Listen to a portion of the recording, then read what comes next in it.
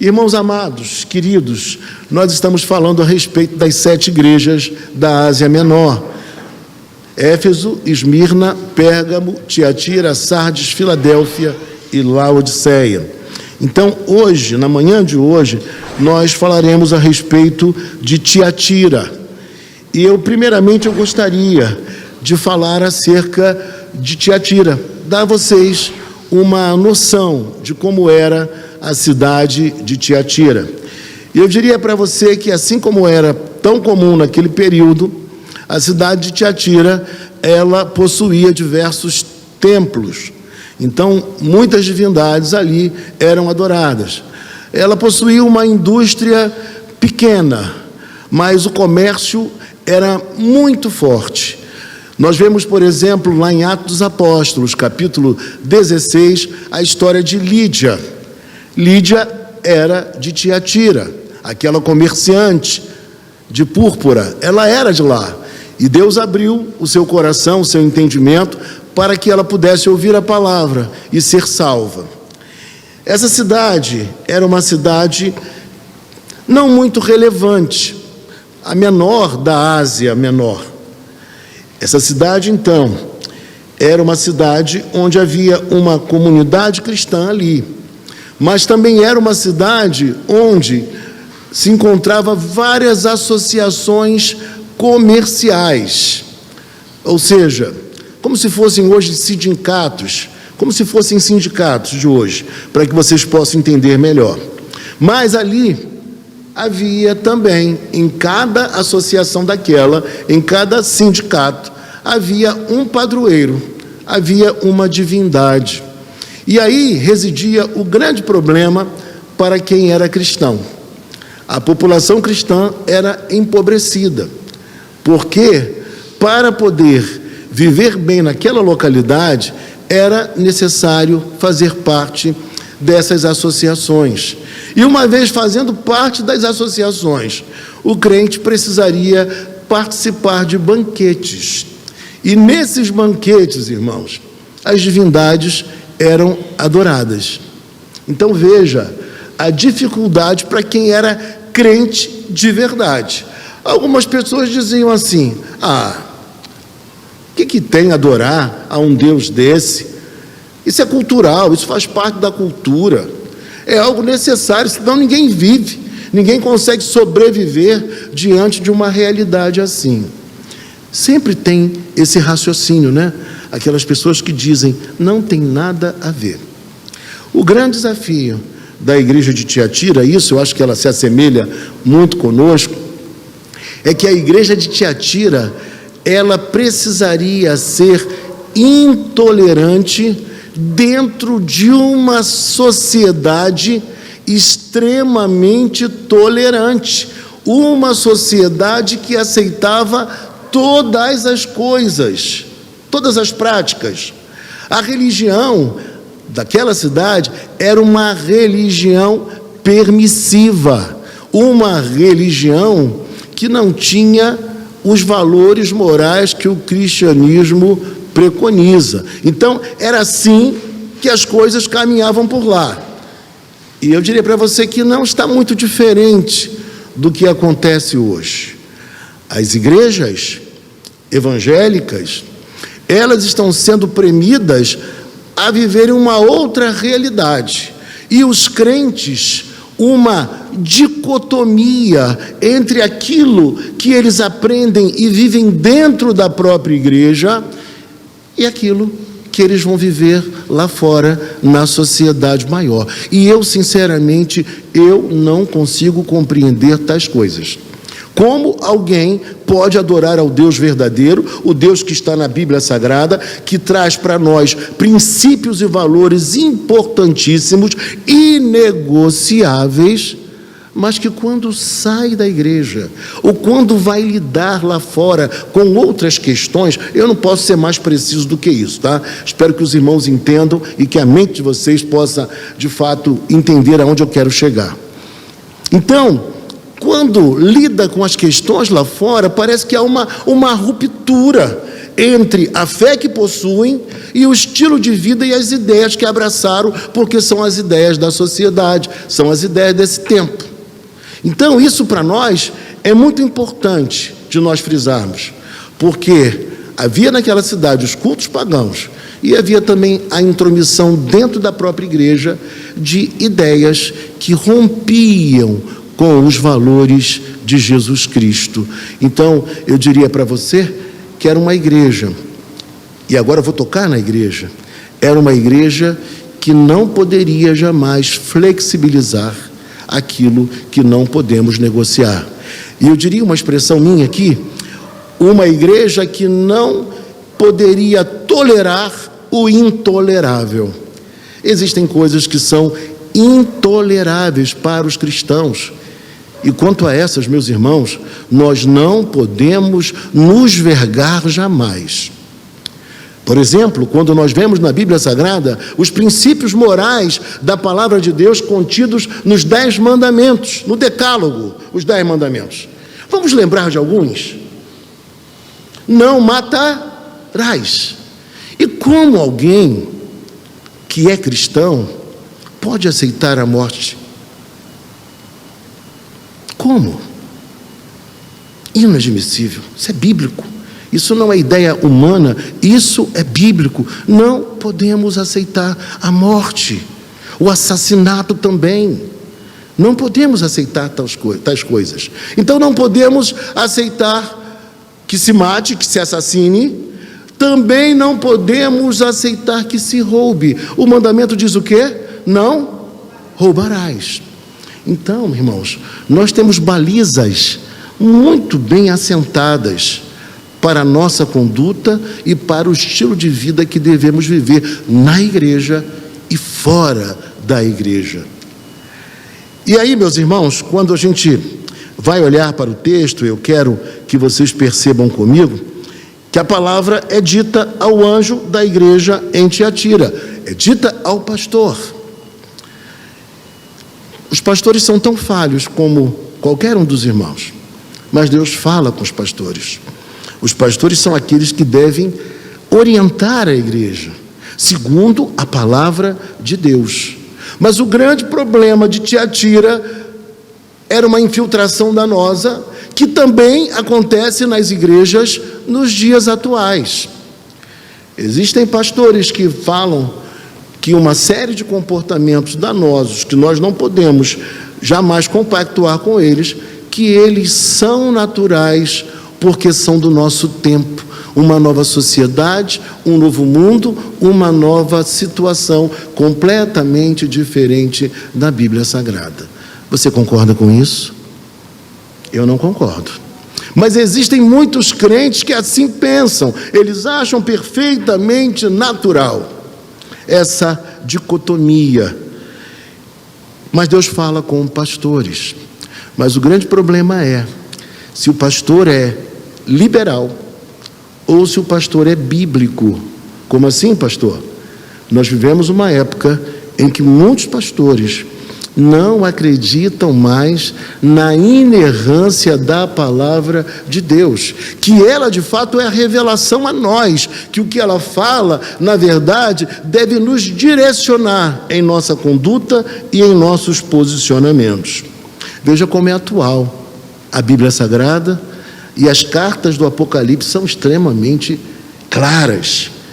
E o texto diz: estas coisas diz o Filho de Deus, que tem os olhos como chama de fogo e os pés semelhantes ao bronze polido.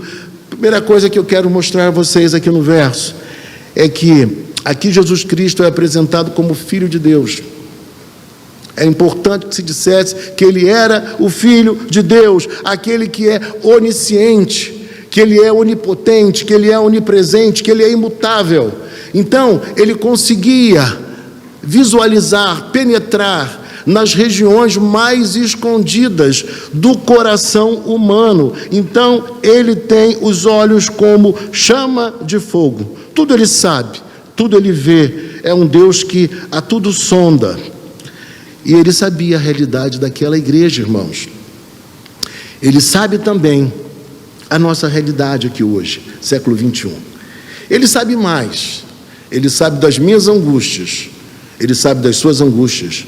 Ele sabe dos meus problemas e dos seus problemas também. Ele sabe daquelas questões que nós não queremos compartilhar com ninguém. Sabe? Aquelas coisas que a gente fala, não, isso é meu. Se eu falar, ninguém vai entender. Se eu abrir o coração, eu não sei, eu acho que eu devo reservar isso. Até dessas coisas, Ele sabe. E o que é mais lindo, irmãos, é que pelo fato dele saber, nós podemos ficar mais tranquilos em sua presença. Não precisamos esconder nada dele, porque ele conhece a nossa interioridade. Irmãos, se nós que somos humanos, carne e osso, pelo simples fato de convivermos com as demais pessoas, nós observamos e sabemos quando elas não estão muito bem, por exemplo, quando elas estão vivendo alguma crise, algum problema, algum dilema. Tudo isso nós sabemos. Imagine Deus, que sabe muito mais do que todos nós, que tem olhos como chama de fogo, que a tudo vê, que a tudo penetra. Não há nada impossível a Ele. Ele conhecia aquela igreja, os prós e os contras. E o texto nos fala também que ele tinha os pés semelhantes ao bronze polido. Por um lado, a estabilidade, mas por um lado também a força para punir e julgar aqueles que estivessem agindo em desacordo com a santa palavra. Então, Ele é o bom pastor, Ele é o Deus amoroso, Ele é aquele que nos ama, sim, mas Ele também é aquele que exerce juízo quando se faz necessário. E parece que muitos pastores em nossos dias se esqueceram disso. Tem gente indo para o púlpito falar coisas que não são bíblicas, flexibilizar aquilo que não pode ser flexibilizado, em prejuízo da própria comunidade, da própria igreja. E aí, irmãos, nós estamos vendo então, quem é que está falando aqui? E o texto diz mais, que ele conhece as obras da igreja de Tiatira. E essa igreja, meu irmão, minha irmã, ela era uma igreja, se nós olharmos para o texto bíblico, nós seremos convencidos a dizer que era uma igreja maravilhosa. Veja comigo o que diz o texto. O texto fala assim: conheço as tuas obras, o teu amor. Veja que esta igreja, ela, diferentemente da igreja de Éfeso, o que aconteceu com Éfeso? Éfeso perdeu o primeiro amor, perfeito? Esta igreja aqui não, ela mantinha o amor, o mesmo amor, a mesma vibração, o mesmo fulgor no coração.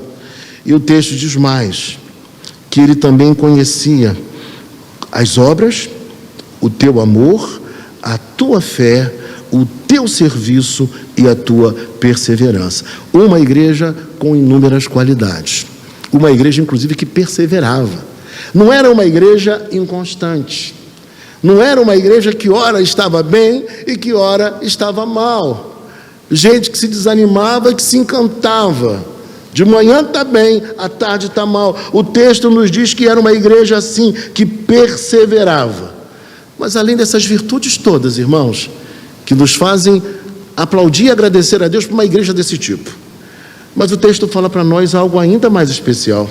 Veja comigo: e as tuas últimas obras, mais numerosa do que as primeiras. Éfeso tinha perdido o primeiro amor, e o Senhor diz que Éfeso deveria voltar a praticar as obras que praticara inicialmente.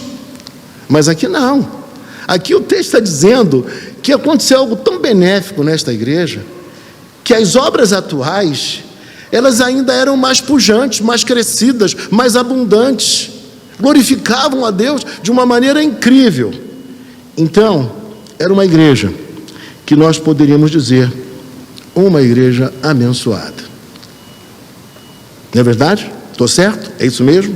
Uma igreja abençoada. Mas ela não era uma igreja totalmente perfeita. Ela possuía um sério problema. Veja comigo o verso 20. Tenho, porém, contra ti o tolerares que essa mulher Jezabel, que a si mesmo se declara profetiza, não somente ensine, mas ainda seduza os meus servos a praticarem a prostituição e comerem coisas sacrificadas aos ídolos. Então veja comigo aqui a primeira coisa que eu quero ver com vocês. O problema daquela igreja. Ela era uma igreja tolerante com aquilo que não se poderia jamais tolerar. O problema da igreja é que essa igreja não vivia em santidade. Muitas pessoas ali estavam completamente equivocadas em seu comportamento. Precisavam ser confrontadas. Pessoas que precisavam mudar o jeito de ser. E o texto nos diz que ela tolerava o que não poderia se tolerar e que havia naquela cidade uma mulher chamada Jezabel. Vocês lembram de Jezabel do Antigo Testamento? Aquela rainha pagã que casou com Acabe, lembra? Aquela mulher que perseguiu Elias e queria tirar a vida do profeta Elias. Ela era uma mulher extremamente sedutora, perversa, malvada, e o seu marido se tornara uma figura decorativa. Era ela quem governava. Não era ele, era ela. E ela introduziu na nação de Israel a adoração ao Deus da fertilidade, que é o Deus Baal. O Deus da fertilidade, Baal. Mas o mais curioso, irmãos, é que o povo não abandonou o Deus verdadeiro para adorar somente a Baal. O povo adorava ao Deus verdadeiro e adorava também a Baal. Parece bastante semelhante ao que acontece em nossos dias. Se adora a Deus, mas se adora também a uma divindade que não é nossa, que não é do nosso povo, que tem valores que não são os nossos valores e que vêm sendo introduzidos paulatinamente dentro, inclusive, das igrejas. Vocês devem ter visto há um tempo atrás um vídeo de uma mulher dizendo que a grande intenção deles era entrar nas igrejas, tomar posse da escola dominical, dos pequeninos da escola dominical, para formar pensadores com outros pressupostos. Você chegou a ver isso na internet? Quem viu? Uma boa parte assistiu. Então veja o perigo que nós temos, que enfrentamos, e nós precisamos de ficarmos alertas quanto a tudo isso. E o texto vai dizer para nós que ela se declarava profetisa, mas eles deixavam que ela fizesse algo que ela não poderia fazer. Não deveria fazer, pela vida que ela levava, pelas ideias que ela possuía. E aqui eu preciso explicar a você uma coisa. O Senhor Jesus usou o nome Jezabel, mas é aqui de forma figurada. Era uma outra pessoa, era uma mulher, mas que ele não diz o nome verdadeiro, tá bom, gente? Então, Jezabel é o nome utilizado, porque ela representava a iniquidade, o pecado, a perversidade, a prostituição, tudo aquilo que é triste demais quando nós vemos no seio da igreja. E aí, meus irmãos, queridos e amados, ela ensinava. E o problema hoje está aqui. Nós permitimos que pessoas ensinem e não sabemos quem elas são, o que elas pensam, no que elas acreditam. Chega alguém que é legal, chega alguém que é bacana, maneiro, vamos usar uma linguagem assim, e a gente já fala, opa, inteligente, é culto. Ele é culto, pode ensinar. Irmãos, às vezes é melhor ter à frente da escola dominical uma pessoa simples, com pouco conhecimento e que se esforça para trazer o melhor dentro da ortodoxia cristã. Mas o texto fala para nós que eles permitiram que essa mulher ensinasse. E o problema de hoje é justamente esse. Não há mais filtro, não há mais preparação dos professores, dos pastores. Os seminários hoje são liberais, e quando esses homens vêm para o púlpito, eles não se sentem nem um pouco avexados de falar aquilo que não deveriam falar. Alguns falam tanto no amor, e olha que eu gosto de falar sobre o amor, mas eles falam tanto do amor, e nesse afã de levantar, de erguer ainda mais a bandeira do amor, sabe o que eles fazem? Eles comprometem a verdade de Deus. Então, os 10 mandamentos, a lei moral, ela perde o sentido para essa gente, porque para elas o mais importante, entre aspas, é o amor. Só, querido e querida, o conceito de amor concebido por eles não é o que nós encontramos na Bíblia Sagrada. E aí o texto vai nos dizer assim, que essa mulher, a semelhança da Jezabel da Bíblia, ela também seduzia os servos de Deus a praticarem a prostituição e a comerem coisas sacrificadas aos ídolos. E aqui eu quero que você preste atenção numa coisa. Para tudo tem uma base bíblica deturpada. Alguém disse que a Bíblia é a mãe das heresias, porque toda heresia vai encontrar um versículo bíblico ou algumas passagens fora do seu contexto para se estribar, para se apoiar. E aqui o texto fala para nós que ela seduzia, ela levava os irmãos da igreja a participarem de cultos pagãos. Por quê? E havia uma argumentação. Paulo disse que o ídolo nada é. Paulo explicou lá em 1 Coríntios capítulo 8, que o ídolo nada é, que só existe um Deus, não existe mais de um Deus. Então não há problema comer coisas sacrificadas aos ídolos, porque isso não vai entrar em nós. A carne, qualquer outro alimento, eles são inanimados, não têm alma. Olha só, havia uma certa base bíblica, era isso que se falava, que se dizia, mas se esquecia que o próprio apóstolo Paulo, em 1 Coríntios, capítulo 10, ele fala que o cristão, ele não poderia jamais participar de cultos pagãos, não poderia participar da mesa de Deus e da mesa dos demônios. Então havia base bíblica, mas fora do contexto.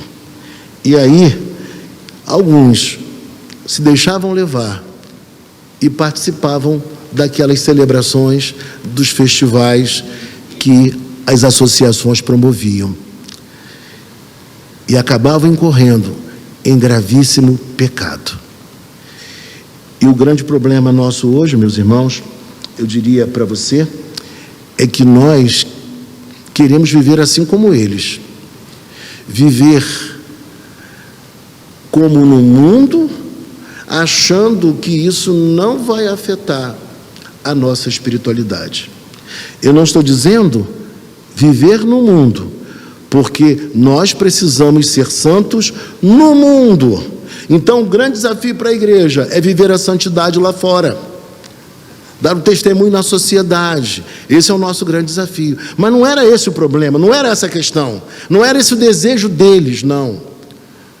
O que eles achavam é que poderiam viver da mesma forma que o mundo, como o mundo, e isso não afetaria o seu coração, a sua espiritualidade, que nada disso aconteceria. Era essa a ideia. E eu não sei se você está pensando como eu estou pensando, que é algo que acontece em nosso tempo. E como acontece? É só nós pararmos para pensar que verificaremos que tais coisas estão acontecendo nos dias atuais. Crentes que acham que podem viver uma vida sexual fora do casamento e que isso não vai afetá-los. que eles estão bem demais com Deus. Crentes que acham que podem, inclusive, levantar bandeiras contrárias ao cristianismo e que está tudo bem. Está tudo bem, sem nenhum problema. E eu vou dizer para vocês uma coisa nesta manhã. Eu não quero que essas mãos aqui carreguem sangue de pequeninos. Eu não quero que essas mãos carreguem sangue do nascituro. Eu não quero. E eu sei que quando um pastor defende não a vida, mas a morte, o assassinato, em suas mãos estarão sangue de inocentes. E é disso que o texto está falando. A nossa agenda não pode ser a agenda do mundo. Nós não podemos adotar compromissos que são inaceitáveis para um cristão.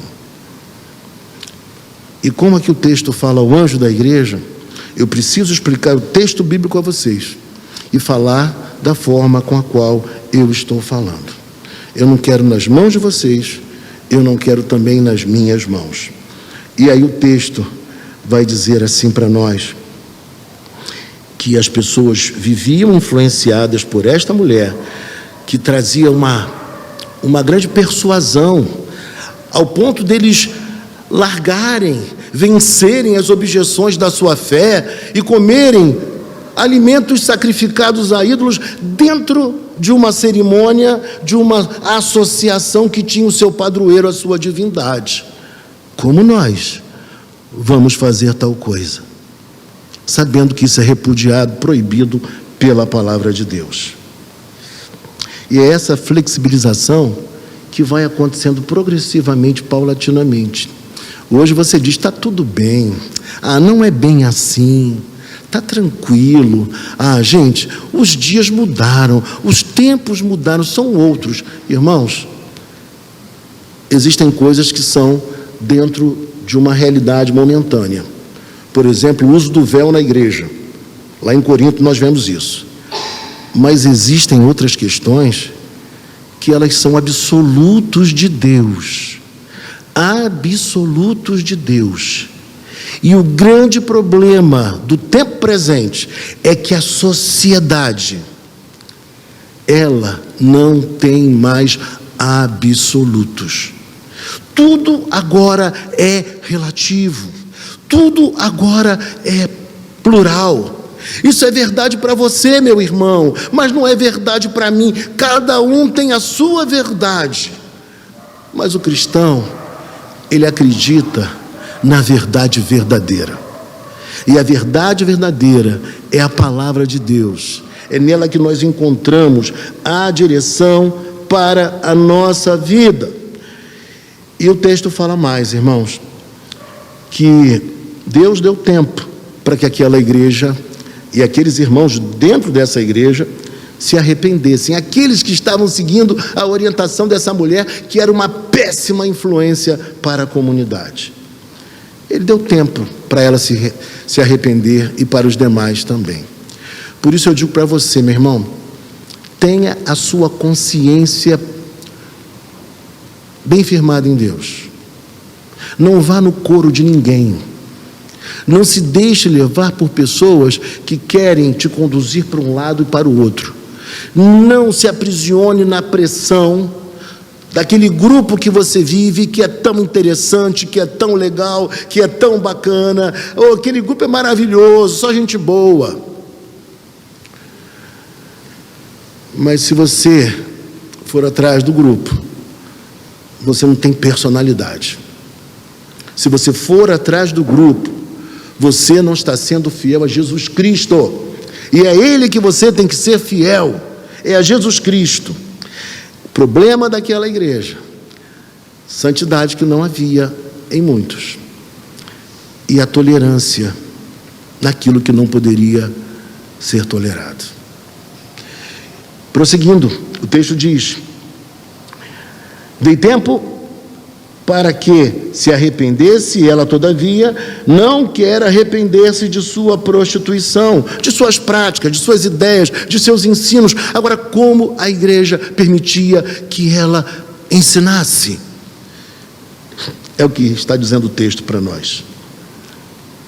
Mas ela não se arrependeu, como muitos hoje não têm se arrependido. Alguns têm largado o evangelho, e talvez seja até melhor, porque nunca foram do evangelho, e por isso seguem outra agenda. Mas aqueles que são de Deus e que estão de repente encantados pelo canto da sereia, era assim que meu pai falava, que eles se arrependam enquanto há tempo. E o texto diz: eis que a prostituta cama, bem como em grande tribulação os que com ela adulteram. E o adultério aqui, obviamente por causa do culto da época, tem a ver realmente com adultério físico, mas o adultério também tem uma implicação, um significado de uma relação de flerte com outro Deus que não seja o verdadeiro Deus. Então, o termo bíblico é adulterais, muito presente no Antigo Testamento. Aquele que flerta com outras divindades, que tenta dividir a fidelidade entre Deus e outras divindades, ele é um adúltero espiritualmente. Por isso que às vezes quando pessoas me dizem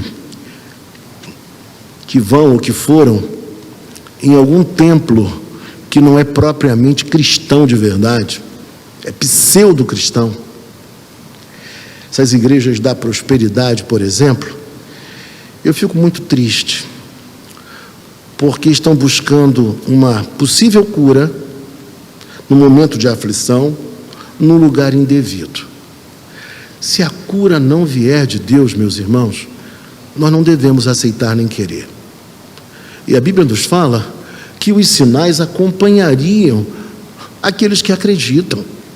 Então, se Deus quer trazer uma bênção de cura na sua vida, na minha vida, Ele vai me alcançar onde Ele quiser me alcançar. Ele vai me alcançar aqui na Betel, ou na Presbiteriana de São Gonçalo, ou na Presbiteriana do centro da cidade. Ele pode me abençoar dentro da minha casa, trazendo uma bênção, uma cura. Ele é Deus poderoso para fazer essas coisas, e eu não preciso andar por aí à procura de milagres. Mas eu digo para você, irmãos, essa mulher era persuasiva, essa mulher era atraente, essa mulher era encantadora. E por vezes nós temos na nossa vida amigos, homens ou mulheres, não importa, que eles são encantadores e sedutores. Mas quando Deus nos mostra a malícia, o pecado, o erro, nós precisamos romper com esses relacionamentos para que não sejamos prejudicados espiritualmente. Porque existem pessoas que têm esse poder de exercer uma influência ímpar sobre os demais. E aí o texto diz assim, veja comigo, que ela seria prostrada na cama, passaria por grande tribulação. Então, é curioso pensar que ela estaria num leito, o leito que era de prostituição, agora é um leito? O leito que era um leito de prostituição, agora se transforma num leito de enfermidade, pelas práticas que ela estava tendo. Então veja, meus irmãos, o prazer foi embora, e o que chegou no lugar foi a dor, o sofrimento. E é isso que a gente precisa pensar nesses dias. Nós queremos a bênção para todos, nós queremos que todos sejam salvos, nós queremos pregar o evangelho a todos, nós queremos ver as pessoas caminhando bem, mas quando nós fazemos eco com aquilo que está errado, meus irmãos, nós somos culpados. E estamos assim prejudicando também as demais pessoas. Então veja que a situação aqui era extremamente séria e grave naquela igreja. Uma igreja que tinha tudo para ser uma potência, uma igreja maravilhosa, mas havia um ponto crucial ali: a tolerância. E o texto fala para nós, versículo 23, matarei os seus filhos e todas as igrejas conhecerão que eu sou aquele que sonda mentes e corações, e vos darei a cada um segundo as suas obras. Então o texto mostra para nós que o Senhor, que se apresentou lá no início como aquele que tudo vê, que tem os olhos como chama de fogo, Ele é aquele que conhece mentes e corações. Ele sabia quem era aquela mulher, o dano que ela causava à igreja, as ideias erradas que ela disseminava. E Ele faz isso. Ele exerce juízo uma vez que a pessoa não foi penitente. E aí diz mais: digo todavia a vós outros, os demais de Tiatira, a quantos não têm essa doutrina e que não conheceram, como eles dizem, as coisas profundas de Satanás. E o que seriam as coisas profundas de Satanás? Para mim, a melhor ideia sobre isso aqui é o seguinte: você já viu alguns irmãos, entre aspas, que falam que eles conhecem coisas que mais ninguém conhece? Já viram gente assim? Que fala assim: olha, você não conhece o que eu conheço. Eu entrei tanto no mundo espiritual que eu tenho revelações e conhecimentos que você não tem, não detém e não sabe. E aí eu lembro de uma música que eu gosto muito, mas que ela tem um problema para mim, né? Aquela música que diz: vou mover no sobrenatural, rompendo em fé. A música é linda, mas quando fala vou mover no sobrenatural, aquilo para mim fecha meu coração, não vejo isso como correto, biblicamente falando. Nem licença poética eu vejo ali, eu vejo um equívoco. E aí, meus irmãos, o texto nos mostra que esse grupo achava que havia um conhecimento que era só deles, que mais ninguém conhecia.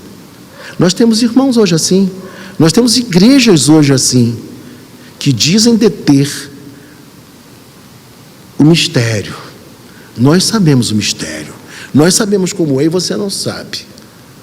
E aí você vê cada coisa estranhíssima acontecendo em nome de Deus, que uma pessoa que entre naqueles locais deve ficar assustada com tanta coisa estranha. É o evangelho neognóstico, é o evangelho que diz que conhece coisas que os demais cristãos não sabem, uma revelação própria. Vocês lembram do exemplo que eu já contei 300 vezes, de um missionário que mandaram uma carta para ele e perguntaram a ele como aquela irmã tão abençoada, que ora, que busca a Deus, uma irmã espiritual, como aquela irmã nova morreu, faleceu, como? E o pastor respondeu pela televisão. E naquele dia eu estava assistindo, ninguém me contou, sou testemunha. Ele virou-se e disse assim: ela morreu porque ela não aprendeu a determinar. Se ela tivesse aprendido a determinar, ela não teria morrido. E aí nós ficamos pensando, a vida não pertence soberanamente a Deus? Tanto o termo inicial como o termo final não pertencem a Deus? É Deus que é o autor da vida, Ele é Senhor sobre todas as coisas. Mas essas ideias estão também aí. E aí o texto prossegue nos dizendo assim, para a gente terminar, que haviam essas coisas profundas de Satanás, que ele chama de Satanás. Ela divulgava e dizia que eram de Deus, mas o Senhor, quando escreve, ele fala que aquilo era de Satanás, não é de Deus. As coisas profundas de Satanás. E essa é a artimanha do diabo. Ele tenta te convencer e me convencer que algo, por ser colorido, místico, poderoso aparentemente, aquilo é de Deus, é Deus confirmando, é Deus agindo, quando na verdade é uma ação demoníaca. Mas aí vem uma coisa muito boa. O texto diz assim: outra carga não jogarei sobre vós. O que ele quer dizer aqui? Que ele não iria exigir da igreja legalismos.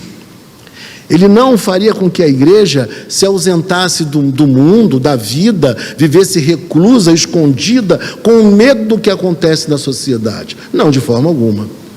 Mas ele fala que não vai jogar mais peso, senão aquele conhecimento prévio que eles já possuíam pelas pregações dos apóstolos, pelo conteúdo bíblico.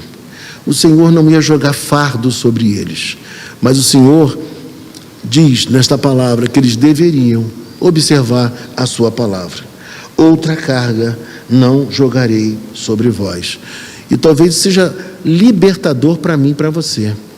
Deus não quer a gente para baixo, triste, desanimado, mas Deus nos quer obedientes a Ele, vivendo em santidade e assumindo um compromisso com Ele, de fidelidade, de relação profunda com o nosso Senhor.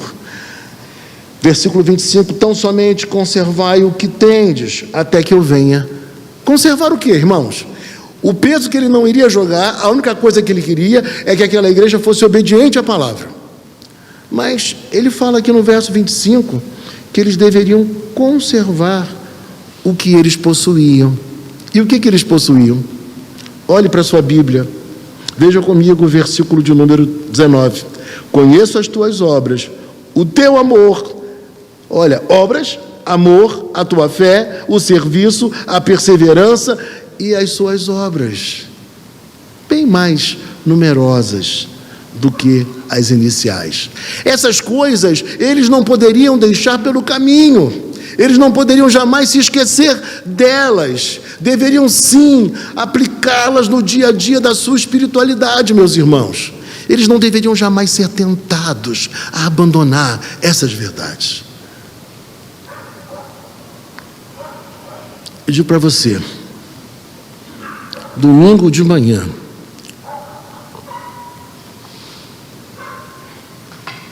embora sejamos cívicos, cidadãos, temos as nossas predileções, preferências, mas domingo de manhã não tem nenhuma outra bandeira, seja ela de uma cor ou de outra, que nós devemos hastear.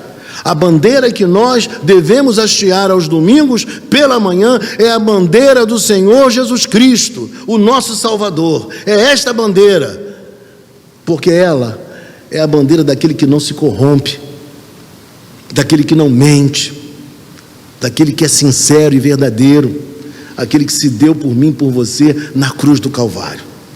Domingo é o dia do Senhor. Sim, vamos cumprir nossos deveres cívicos, mas nós precisamos adorar a Deus, buscar a sua presença, pregar a sua palavra, louvá-lo como nós fizemos na manhã de hoje. Isso é fundamental. E aí o texto diz assim: tão somente conservai o que tendes até que eu venha. Sabe o que ele quer mostrar aqui? Não é que a salvação ela vai se dar pelas obras ou pela dedicação de alguém, mas que a marca daquele que é verdadeiramente salvo é que ele vai perseverar até o final, ele não vai desistir, ele não vai desanimar, por maiores que sejam as pressões sobre ele, ele vai continuar a viver a sua fé com entusiasmo e dedicação. Enquanto houver força em você, enquanto houver saúde em você,